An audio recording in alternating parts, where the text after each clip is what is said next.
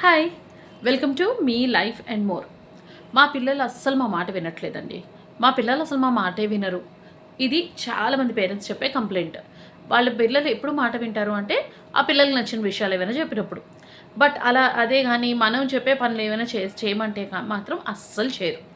దీని వెనుక మేజర్ కారణం ఈ జనరేషన్ పిల్లలకి ఏంటంటే ఏదో చెయ్యి అని చెప్తే చెయ్యరు, ఇది విను అంటే వినరు. ఎందుకంటే బ్యాక్ టు 90s వెళ్తే అప్పటి పిల్లలం అందరం ఏంటంటే వితౌట్ ఎనీ క్వశ్చన్ పేరెంట్స్ ఏం చెప్పినా టీచర్స్ ఏం చెప్పినా వినేవాళ్ళు. కానీ ఇప్పుడు అలా కాదు. పిల్లలకి లాజిక్ కావాలి. అంటే మనం చెప్పే పని కరెక్ట్ అని వాళ్ళకి అనిపించాలి. అప్పుడే చేస్తారనమాట.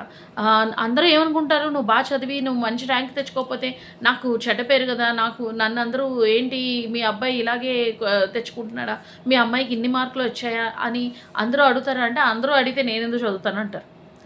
అదే నువ్వు బాగా చదువుకుంటే నీకు మంచిది నాన్న అని చెప్తే అప్పుడు వింటారు.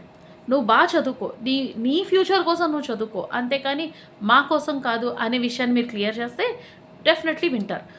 నేను చాలామంది పేరెంట్స్ ఈ విషయం అనడం విన్నాను. నువ్వు మంచి మార్కులు తెచ్చుకో, నువ్వు మంచి మార్కులు తెచ్చుకుంటే నేను నలుగురికి చెప్పుకోవడానికి బాగుంటుంది, నువ్వు నలుగురికి చెప్పుకోవడానికి బాగుండడానికి నేను ఎందుకు మంచి మార్కులు తెచ్చుకోవాలని అడుగుతారు పిల్లలు. సో అలా కాదు. అందరి దగ్గర గొప్ప కోసం కాదు, నీ ఫ్యూచర్ కోసం నువ్వు చదవాలి అనే లాజిక్ని వాళ్ళకి అర్థమయ్యేలా చెప్పాలి. ఇంకో ఉదాహరణ అనుకుందాం. మార్నింగే లే అని చెప్తూ ఉంటారు. లేస్తే ఏంటి, ఎందుకు నేను చాలా మూవీస్లో మనం డైలాగ్స్ కూడా వింటూ ఉంటాం, పొద్దున్నే లేచి నువ్వేం ఉద్ధరించావు అంటారు. అలా కాదు. మార్నింగే లేవడం అనేది ఒక హెల్తీ లైఫ్ స్టైల్ అన్న విషయాన్ని వాళ్ళకి ఎక్స్ప్లెయిన్ చేయగలగాలి.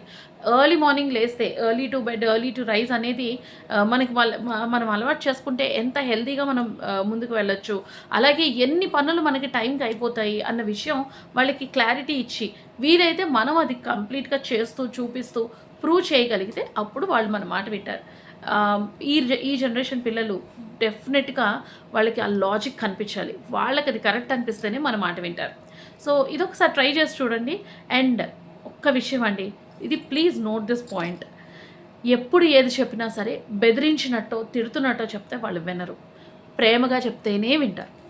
ఇది మాత్రం గుర్తుంచుకోండి. Thank you.